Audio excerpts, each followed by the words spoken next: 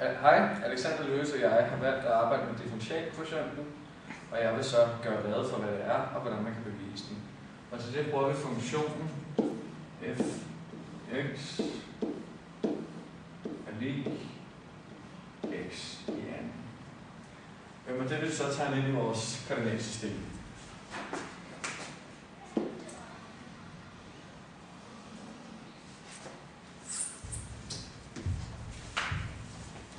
Den er ikke helt præcis. Lad os se. Så kan vi gøre. Det er fint. Derefter vil jeg så sætte nogle punkter ind, hvor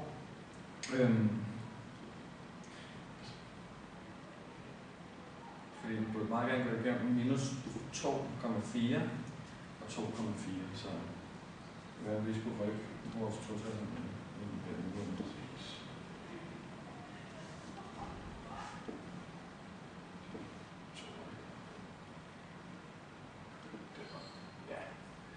Så vil jeg så indtegne nogle tangenter, for at vi kan bevise vores formel. Ja.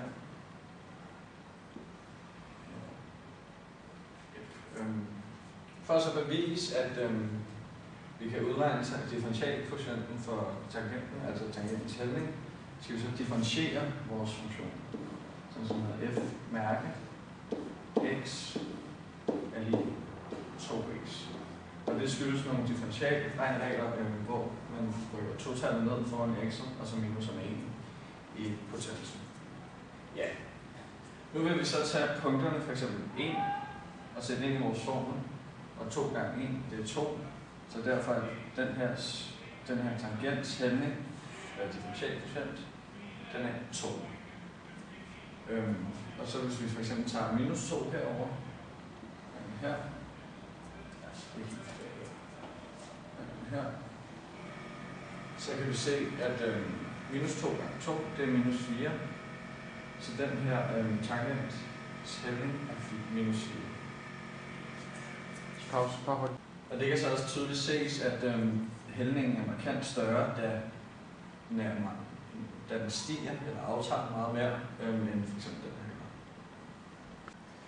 Vi har også fået til opgave at inddrage toppen af bolden-projektet, som vi har lavet i gymnasietiden. Og som mange af jer skal huske, at i anledning af H.C. Andersens 200-års fødselsdag overvejede man at forgyldne hans figur fra eventyret toppen af bolden. Og for at finde ud af, hvor meget det ville koste at forgyldne denne figurskulptur, skal man bruge optimeringsreglerne. Og i starten af projektet skulle vi gøre rede for den funktion, vi fik givet af de forskellige ubekendte led, som viste cirklens overflade. Vi har funktionen her.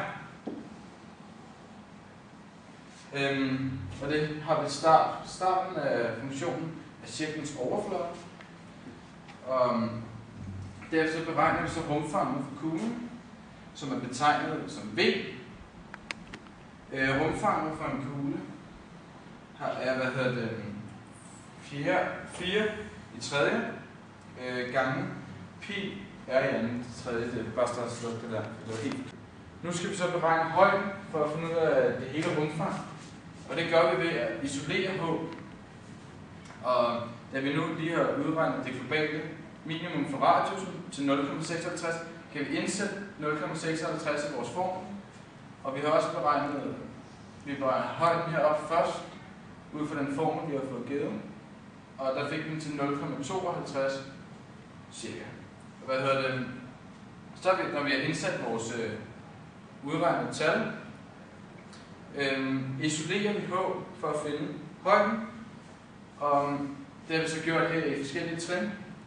Og så til sidst kommer frem til, at højden er lig med 1,5956 1. Og for at finde ud af, om det...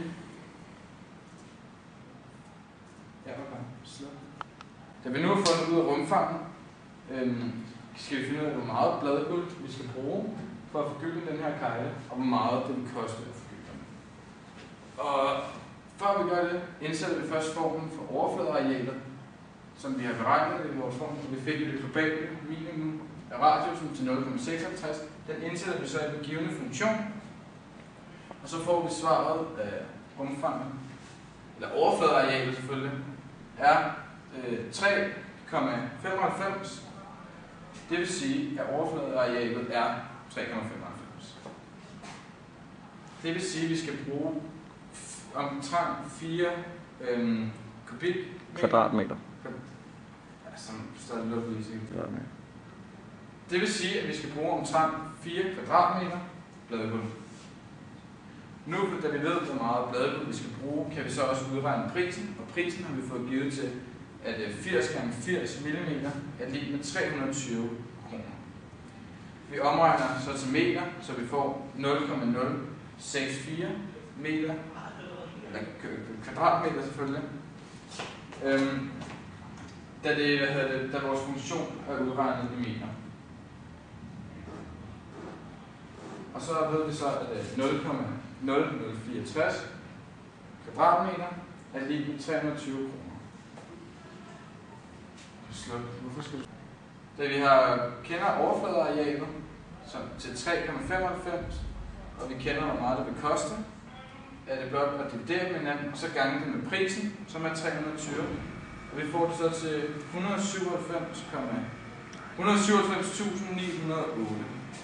Og det vil så sige, at det vil være meget, meget dyrt at forgylde den her kejle. Vores konklusion på projektet var så, at kejlen, eller figuren fra H.C. Andersens eventyr Tom og Bolden, ikke er blevet forgyldt grundet de store omkostninger, det vil koste. Den næste opgave, det er optimering med funktionen f mærke x, og det vil vi gøre med en cylinder. Først så skal vi udlede en funktion ox som funktion af grundfladeradiusen x. 2 sekunder, det er også fordi jeg har skrevet. Vi indsætter nu vores bestemte h i funktionudtrykket ox.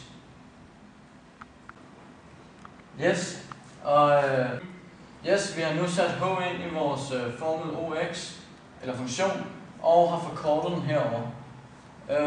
Vi er nu klar til at finde minimumspunktet, som fungerer som en helt normal gammeldags monotoniundersøgelse. Hvis vi skal finde monotoniforholdene på den her funktion, så skal vi differentiere den. Og når vi differentierer den, kommer den til at se sådan her ud. Ja, sådan her. Sådan der, 2 gange pi gange x minus 2 over x i anden. Og så skal vi finde, jeg ved ikke hvad. Vi har taget 2 nærliggende punkter, som er omærke, en halv og omærke 1, som ligger på hver sin side af vores fundne nulpunkt. Og udregnet i TI har vi fundet ud af, at omærke en halv, den er aftagende, og at omærke 1 er stigende. Og det vil så sige, at vores nulpunkt er minimum.